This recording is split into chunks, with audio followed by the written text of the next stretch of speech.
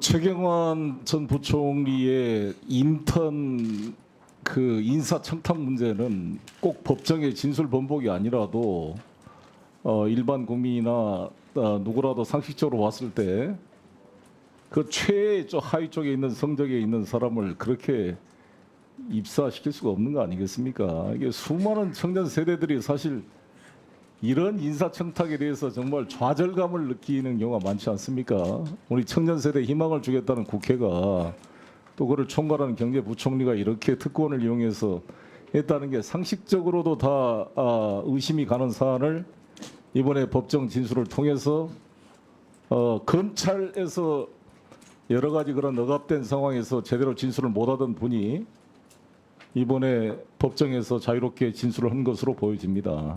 그래서 이거는 국회 기재위에서 했던 발언이기 때문에 우리 기재위원장께서 국회의 권위를 위해서라도 반드시 이걸 좀 처리해서 이따 간사들이 합의해가지고 이 처리하십시오. 어떤 국감에서 선서하고 했던 발언에 이게 분명한 위증 혐의가 나왔는데 이것을 위야무야 넘어가면 국회가 국정감사가 무슨 의미가 있겠습니까? 그걸 처리했으면 좋겠고요. 그거는 지금 그 조경태 위원장님께서 기재위에 명예를 걸고 처리를 해주시기 바라겠습니다. 그리고 말씀 나온 김에 자료를 하나 요청할 게 있는데 제가 우리 부총리님한테 그때 말씀드렸죠. 병영 생활관 현대화 사업 관련해서 2003년도부터 지금 우리 국가가 6조 8천억을 지원했는데 국방부가 2조 6천억을 지금 추가 요청을 하고 있습니다. 그래서 저는 이 문제에 대해서 기재부도 문제가 있다고 판단해서 지금 이제 감사를 국방연구원한테 이 관련 조사를 시켰는데 국방연구원은 사실 국방부 장관이 임명한 국방연구원장이 조사를 해서 무슨 의미가 있겠어요 이게. 그래서 감사원 감사를 받든지 청구를 하든지 아니면 우리 국회가 국정감사 때 이거를 다뤄야 될 진정한 의미의 그런 국정감사 사안이라고 보는데 지금 국방연구원이 기재부에 제출한 중간 보고서와 최종 보고서를 지금 아직도 안 보여주고 제출도 안 하고 있어요. 그 보고 들으셨죠, 장관님? 그래서 이 문제를 중간 보고서, 최종 보고서를 제출하시든지 정 어려우면 내가 열람이라도 할 수 있도록 이걸 조치를 해주세요. 이것은. 네, 의사진행 발언과 관련해서 말씀해 주세요. 이것을 좀 기재부 다시 한번 요청하니까 이따가 보고 좀 해주시기 최종 보고서 제출 안 됐으나 중간 보고서 부총리 말씀하지 마세요. 예, 알겠습니다. 네, 그거를 자료 제출은 나중에 선사하고 나서 얼마 시간 드릴게요. 네. 업무 보고하고 나서 할 수 있지 그에 않습니까? 관련돼서 지금은 저 의사진행 발언만 해주시기 바랍니다. 의사진행 발언 일단 그 정인 선사하고 나서 하면 되죠. 예, 그래.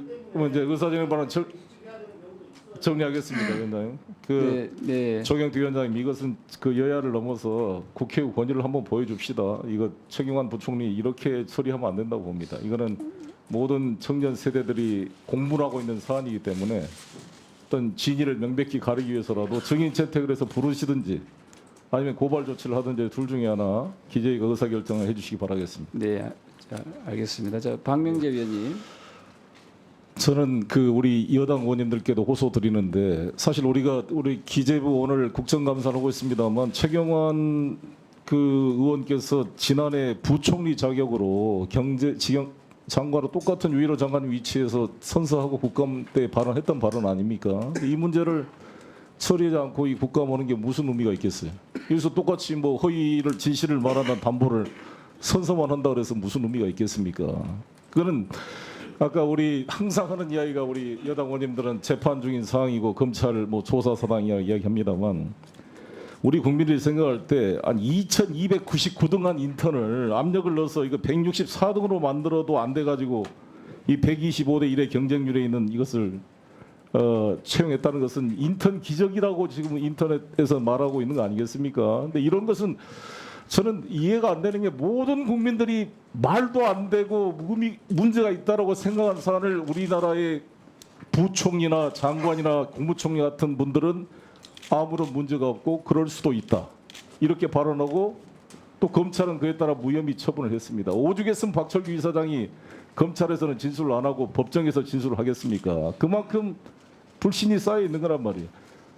일반인 시중에 나가서 일반인한테 물어봐도 이것은 문제 있다고 하는 사안을 이 국민에 선출된 국회의원들이 문제 없다, 그럴 수도 있다고 넘어간다면 이 국회가 뭘로 있습니까? 이게 뭐 진실을 은폐하는 기관도 아니고. 그래서 저는 이 문제를 명백히 해줘야 지금 국감도 의미가 있는 것이고, 여야 간사한테 맡기지 마시고 우리 소신 있는 우리 조경태 위원장님이 정말 이것은 좀 여야를 떠나서 국회를 위해서 저는 분명한 걸 보여줄 필요가 있다 이렇게 생각합니다. 그래서 고발 조치하든지 증인을 불러가지고 물어봅시다. 그렇게 본인이 왜 떳떳하다 한다면 나와가지고 국회 국민 앞에서 해명할 수 있는 기회를 줄 수 있도록 증인 채택을 여야 간사가 적극적으로 해주시기 바라겠습니다. 수고하셨습니다. 네, 다음은 송영길 의원님 질의해 주시기 바랍니다. 네, 질의하기 전에 아까 제가 의사진행반에서 말씀드렸던 그 자료 국방연구원 보고서 볼 수 있습니까? 줄 수 있습니까? 그게 아직 그 최종 보고서는 아직 나오지가. 이게 중간 보고서랑 근데 중간 보고서는 의원님 아까 말씀을 다른 의원님께도 말씀드렸습니다만 중간 보고서는 이게 완성이 된 것이 아니기 아니 때문에. 그러니까 제가 좀 보자고요, 그 좀 열람 좀 하게 해줘요. 안 되면 제출이 안 되면 이 기재부 감사가 있으니까 오늘이나 내일 중으로 시간을 정해서 한번 열람 한번 해봅시다. 예, 6조 8천억이 국가 예산이 들어가는데 그걸 국회의원이 한번 봐야 되지 않겠어요? 아, 그래서 국정감사인데 이것도 못 보게 하면 어떡해? 아니 안 보여드리려고 그러는 것이 아니 아니고요. 그러니까 제가 판단할 최종 보고서는 테니까. 최종 보고서는 아니 그러니까 중간 보고서를 내가 한번 열람을 한번 하게 해주시라고. 그 중간 보고서 네, 그 약속하고 나서 질의하겠습니다. 열람이 간다. 예, 알겠습니다. 예. 네, 그 나중에 차관 그 실무자 통해서 좀 열람 좀 하게 해주십시오.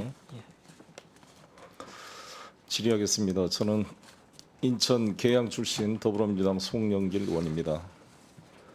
20대 국회 처음 들어와서 우리 기획재정부 국정감사를 하게 됐습니다. 저희가 가장 그때도 제가 한번 대정부 질문 때 한번 질문을 드렸습니다만 지금 부총리께서 경제 현안 문제에 대해서 대통령과 어떤 형식으로 만나서 토의를 합니까? 경제장관 회의는 대통령이 참석 안 하시는 거고. 네, 그렇습니다. 뭐 예. 국무회의 때 말고는 그러면 이야기할 기회가 없습니까? 뭐 가끔 제가 보고를 드릴 때가 국무회의 때도 대통령 말씀만 듣고 별로 토론을 안 하죠. 그냥 받아 쓰죠, 그냥. 아니 뭐 그 대통령한테 직접 독대해서 대화를 합니까? 부총리께서? 하는 적이 가끔 있습니다. 가끔 최근에 언제 있었습니까? 올해 2016년도에 몇 번 있었습니까? 네, 한 3, 4회 있었던 걸로 기억합니다. 3, 4회? 예. 최근에 한진 해운의 문제 가지고 대통령과 독대한 적 없죠. 아, 없습니다. 그러면 이 한진 해운 사태를 처리한 경제장관 회의 내용은 대통령한테 어떤 형태로 전달이 되는 겁니까? 예, 그거는 뭐 당연히 그 뭐 안종범 수석이? 경제수석을 근데 안종범 수석이 그 전에 했는데 그 전에는 안종범 수석. 예, 지금은 이제 강석훈 경제수석을 통해서 누가 수석이 그럼 어디 배석을 해요? 경제장관 회의 때?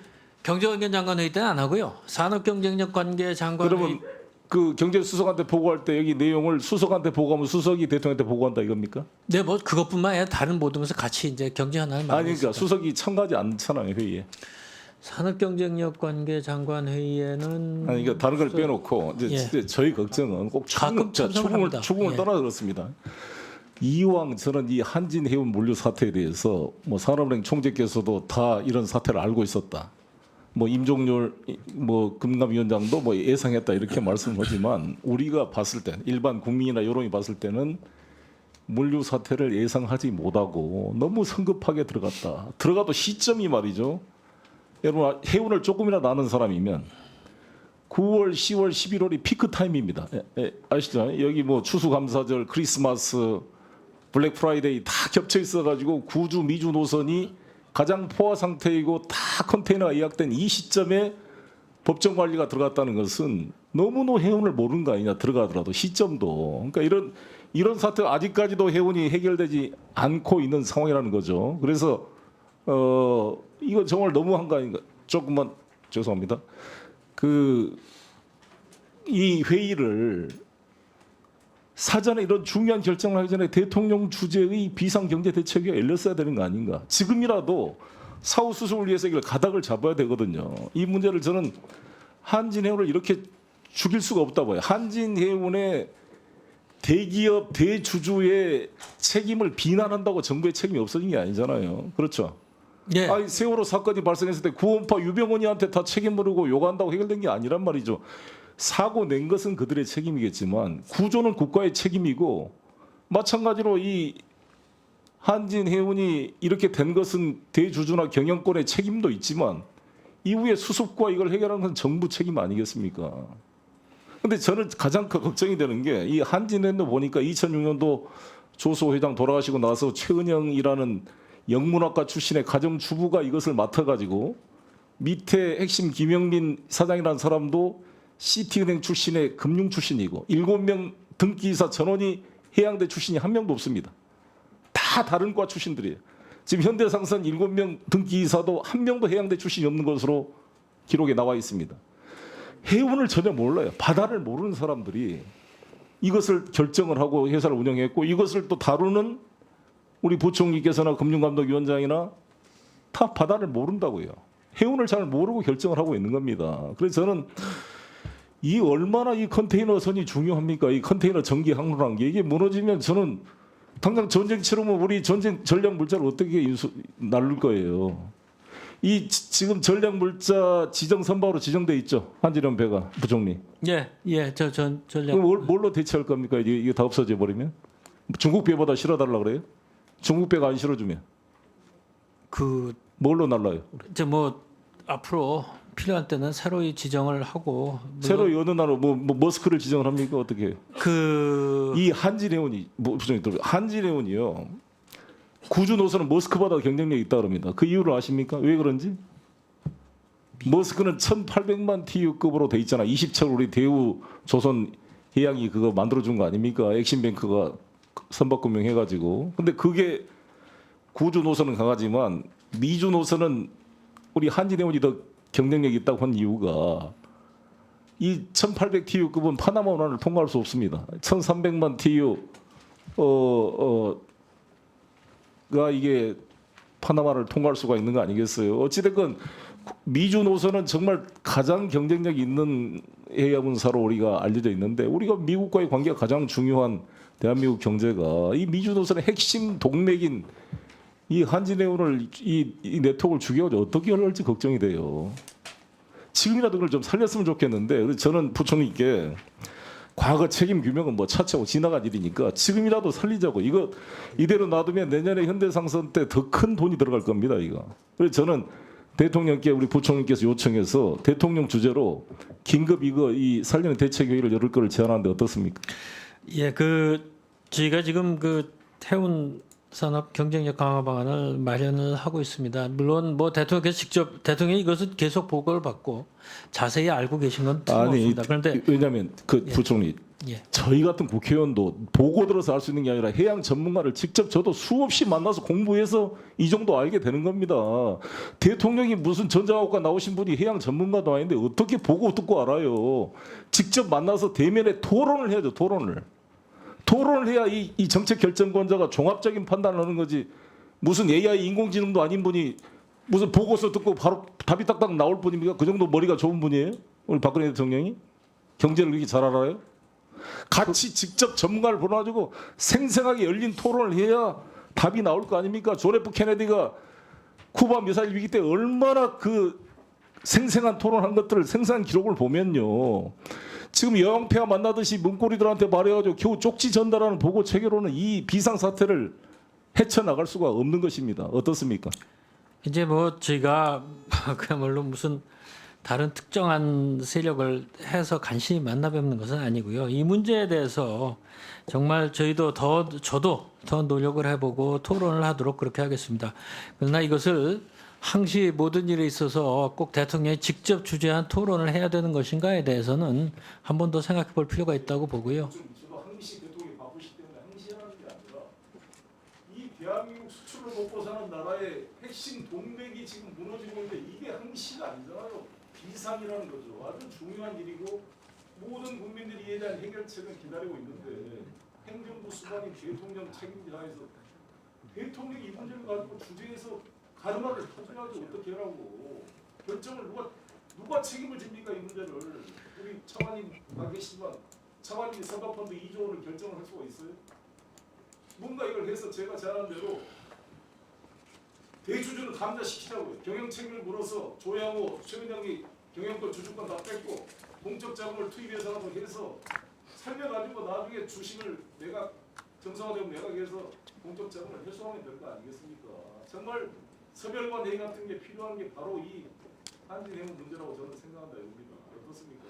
예, 의원님 말씀을 잘 유념해서요. 저희가 지금 만들고 있는 그 방안도 또 명칭은 바뀌고 것이 되겠습니다만 그 과거의 그 서별관 회의 같은 회의체도 또 경제적 관계 강화 장관 회의에서도 지금 의원님 말씀하신 것을 대대 조속히 그야말로 방향을 참고 의원님 말씀도 유념해서 참 저희 조속히 방향을 더 잡겠다는 말씀을 드립니다. 참치에서 사장님 만났더니 지금 호텔을 자기 전부 하나와마에 떠 있는데 화주들은 피가 납니다. 또 대한통운도 제가 받았는데 대한통운도 전부 자기 돈으로도 이 네임밸류 브랜드를 지키기 위해서 지금 해주고 있는데 이게 무너지면요. 정말 우리나라 이게 수출로 우리나라 지금 사실상 섬나라입니다. 이 남북이 밖에 육지 유동이 안 돼서 대륙으로 연결이 안 되는데 이 바닥을 다 끊어버리면 대한민국을 어떻게 살리려고 그래요 정말. 이거를 대통령이 주재해서 회의를 안 하면 뭐가 중요합니까? 무엇이 중요합니까? 이게 현실 상황입니까? 좀 강력히 부탁드리겠습니다. 예, 유념하겠습니다.